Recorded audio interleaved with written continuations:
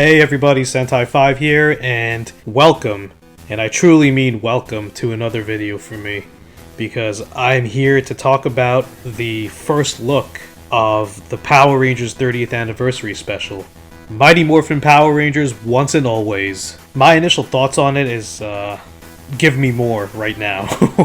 I'm really excited for this. I didn't think I would be excited for something Mighty Morphin related because we just have such an oversaturation of Mighty Morphin products to begin with and everything. But given current events, I think this special is actually something we as a fandom would need right now to lift our spirits up. And overall, it seems like the heart is in the right place. It has a lot of emotion. It's got some nostalgia to it as well, of course, because this is the 30th anniversary. We're seeing old faces and old friends. And also, you know, it offers something very new as well. Like, I'm not gonna lie, when this trailer dropped at 10 a.m. this morning, and when I saw that Green Ranger suit on screen, it took me a lot to hold back my tears at work. Because obviously, as you all know, Jason David Frank unfortunately passed away a few months ago. So let's talk about the trailer real quick, and then we have some photos to get through as well. Basically, the sneak peek is showing us shots of various scenes, and also while doing interviews with the cast and crew, obviously highlighting the returning Power Rangers, which are Zach, Billy, Rocky, Catherine, Aisha, and Adam. They're all talking about how excited they are to come back, and especially how, you know, it's been such a long time and they're able to deliver something very special that they're putting their heart and soul into. And I can't wait to see it. I know I'm going to say this a lot of times, but it's true.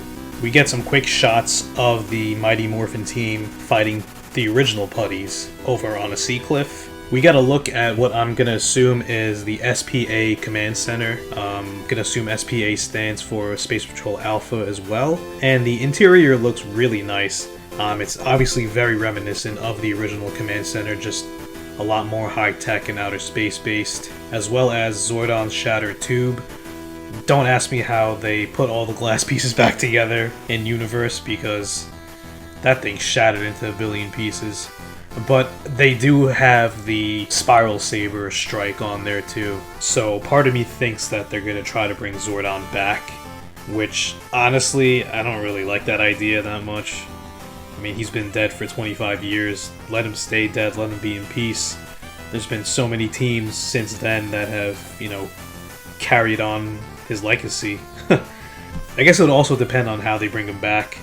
I mean, we obviously know the Green Morphin Master has interfered and done a lot of things behind the scenes in the Power Rangers universe as well. But I really hope there's no Morphin Masters involved in this. Also in the SPA base is a viewing globe as well.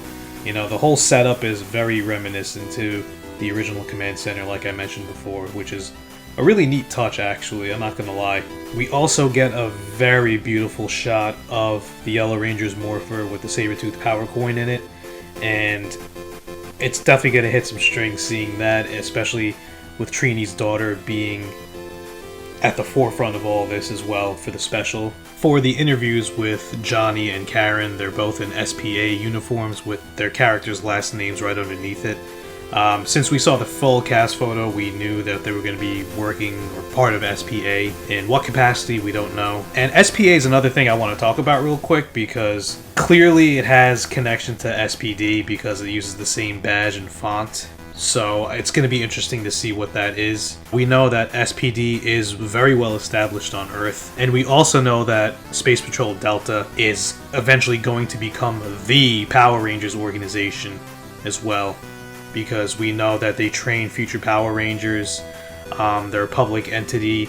They know of the Ranger history. They also have a Power Ranger archive with morphers that could be re-energized if need be from Dr. Catherine Manx, as we saw in the Dino Thunder team-up prehistory. But then we also have, you know, organizations like Grid Battle Force, which I would assume would still be active in 2025. Maybe there's like a whole network of Ranger organizations going on, which would be kind of cool, kind of Hexagon-like, but the Hexagon was also just one big main organization. But yeah, it's something to really think about, because we are 2 years away from Power Rangers SPD taking place within the main Power Rangers continuity. We also get this really cool shot of Walter and David in the suits posing. It's really cool. It got me so hyped to see it. We're also getting a Robo Rita as the villain for this special, and she will be voiced by none other than Barbara Goodson. We're getting a brand new Alpha as well, and Richard Horvitz will be reprising the role, and it's supposed to be a brand new Alpha unit, so my guess is gonna be Alpha 8, because the last Alpha unit we saw that was brand new was Alpha 7 in Forever Red. Or they might try to be too on the nose and say this is Alpha 30 or something, I don't know. But it's funny that this new version of Alpha is probably the tallest one we've seen. Another really cool shot in the trailer was the camera panning across all 6 of the Mighty Morphin Rangers lined up. I thought that was really nice to see all of them together like that. I'm wondering if... Actually, I'm pretty sure that's just going to be like the fight scene for the special. I think some people are thinking it's a flashback scene, which is possible as well, but I don't know. Also, people are wondering who's going to be the Green Ranger. I'm pretty sure it's Tommy, just a suit-only role. Hopefully he doesn't have somebody dubbed over him, and hopefully they were able to get Jason David Frank secretly to ADR it. I forget when this special was finished filming, but I know it was finished before he passed away. But I don't know exactly when ADR even started for this and finished for this either. But that'd be nice. Or if they use sound clips that they could clean up from various episodes to make it feel like Jason David Frank is there in spirit. The last shot of the trailer is all of the Mighty Morphin Rangers who are returning for this special, and Alpha looking up and smiling. Possibly might be Zordon. I'm guessing it could be that, or some sort of returning character, or even, I hate to say, possibly a Morphin Master, but I really hope it's not a Morphin Master. I hope they don't even appear in this special either. They've done enough. Ending off the video is the beautiful Mighty Morphin Power Rangers logo, which still retains the look of the original. It actually reminds me of the merchandising / MMPR 95 movie logo. It feels that style more than like the original logo. But I really like it. It's always been my favorite version of the MMPR logo, so I'm glad they went with that. And of course, Once and Always is on the bottom. But yeah, that's my thoughts on the whole sneak peek that we got. It's very nice. A lot of behind the scenes stuff, and I really can't wait for this. But we're not done yet. We have a few pictures to talk about that came from the Entertainment Weekly article this morning. So the first picture we have is Rocky, Zach, Billy, and Catherine standing in what I'm very sure is Rita's palace. And behind them are 2 shelves with 3 rows of Lightning Collection figures. That's awesome. The Lightning Collection is basically canon into the Power Rangers universe as these props that I'm assuming Rita's going to use. Maybe she's trying to make putty Power Rangers, not like the Mighty Morphin Mutants, but like Ranger clones or even her own robotic Rangers, kind of like what we saw in Dimensions in Danger. But you see, it's like pretty reminiscent of the original palace from Season 1. And then the second photo we have is David Yost and Walter Jones in their suits, smiling and hugging each other. It's very wholesome. I love it. It's great. They're so excited to be back, and we as a fandom are excited to have them back as well. The third picture is probably one of my favorite pictures. It is Billy, Rocky, and Catherine morphing, and they're all using the Dino coins. It's pretty interesting because this is the first instance Catherine is using the Pterodactyl power coin, because in Season 3 she took over the ninja powers from Kimberly, so she was using the Crane power coin. So this is kind of cool, like lore wise. It's really cool. I'm also really happy that within the last 5 years Steve Cardenas has been getting his flowers as the Red Ranger, because in Season 2 and 3, you know, he wasn't, you know, I'm not gonna say memorable, but he wasn't as developed as I would have liked him to be as the Red Ranger. He definitely was developed very well when he became the Blue Ranger, as he had conflict, he had layers and all that stuff. And what's also interesting about this is that Rocky doesn't have to worry about switching powers with Jason or anything whenever they return, because now they both have their own Tyrannosaurus power coins.